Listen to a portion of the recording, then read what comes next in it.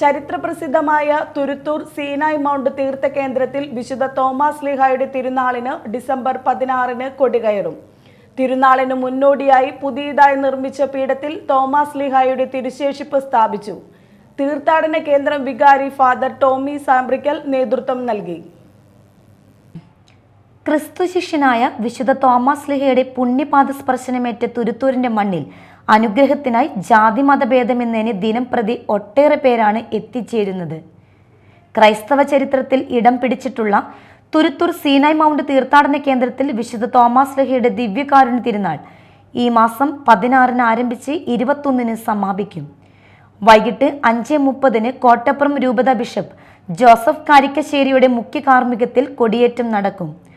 തുടർന്ന് പൊന്തിഫിക്കൽ ദിവ്യബലി, വചനപ്രഘോഷണം എന്നിവയും നടക്കും.